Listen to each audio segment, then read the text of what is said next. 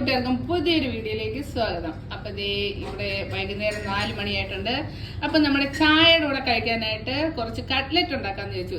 അന്നേരം കുറച്ച് ചൂരയുടെ കഷ്ണങ്ങളാണ് എടുത്തിട്ടുള്ളത്. ആദ്യമേ ഇത് കഴുകി വൃത്തിയാക്കി നമുക്ക് കുക്കറിലേക്ക് വെക്കാം. ഇതിലേക്ക് ശകലം മഞ്ഞപ്പൊടിയും ആവശ്യത്തിന് ഉപ്പും കൂടെ ഇട്ട് നന്നായിട്ട് ഇളക്കിയിട്ട് ഒരു 2 വിസിൽ കേൾക്കുന്നവരെ നമുക്കിതൊന്ന് വേവിച്ചെടുക്കാം.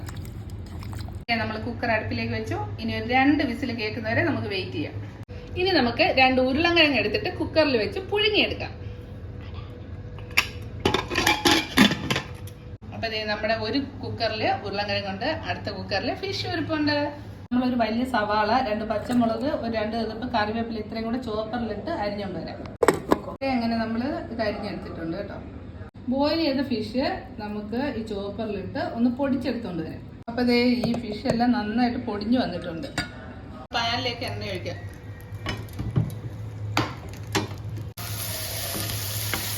അപ്പൊ ഇത് നന്നായിട്ട് നമുക്കിതൊന്ന് ഇളക്കി കൊടുക്കാം. 1 ടീസ്പൂൺ ഗരം മസാലപ്പൊടി ഇതിലേക്ക് ഇടാം. 1 സ്പൂണിന് 3/4 സ്പൂൺ കാശ്മീരി ചില്ലിയാണ് എടുത്തേക്കുന്നത്.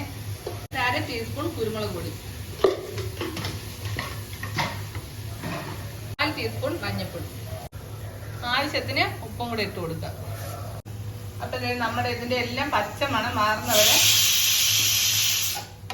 ചെറു തീയില് ഒന്ന് ഇളക്കി കൊടുക്കുക കേട്ടോ. നമുക്ക് നമ്മുടെ മീൻ പൊടിച്ചതും കൂടെ ഇതിലേക്ക് ഇട്ട് കൊടുത്ത് ഒന്ന് ഇളക്കിയെടുക്കാം. ഒരു 7-8 മീനേ ഉള്ളായിരുന്നു. അപ്പം തന്നെ നമുക്ക് ഇത് ഇത്രയും കിട്ടിയിട്ടുണ്ട്. നമ്മളിതേ വഴറ്റി വെച്ച മീനിലോട്ട് നല്ലോണം ഉടഞ്ഞ നമ്മുടെ ഉരുളക്കിഴങ്ങൂടെ ഇതിലേക്ക് ചേർത്ത് കൊടുക്കുക കേട്ടോ. എന്നിട്ട് നമുക്കത് കഴിഞ്ഞിട്ട് വേണം ഇനി ഇത് നന്നായിട്ട് മിക്സ് ചെയ്തിട്ടുണ്ട്. അപ്പം ഇതേ നമുക്ക് കട്ട്ലറ്റിന് വേണ്ടുന്നതെല്ലാം മിക്സ് ചെയ്ത് റെഡിയാക്കി വെച്ചിട്ടുണ്ട്. അപ്പോൾ ഇതിന് ഷേപ്പ് ചെയ്തെടുക്കാം. അങ്ങനെ ഇതേ നമ്മൾ എല്ലാം കട്ട്ലറ്റിൻ്റെ ഷേപ്പാക്കി വെച്ചിട്ടുണ്ട്. ഇനി നമുക്ക് ഇതെങ്ങനെയാണ് ഫ്രൈ ചെയ്യുന്നതെന്ന് നോക്കാം. ഇനി നമുക്ക് 2 മുട്ട പൊട്ടിച്ചൊഴിക്കാം.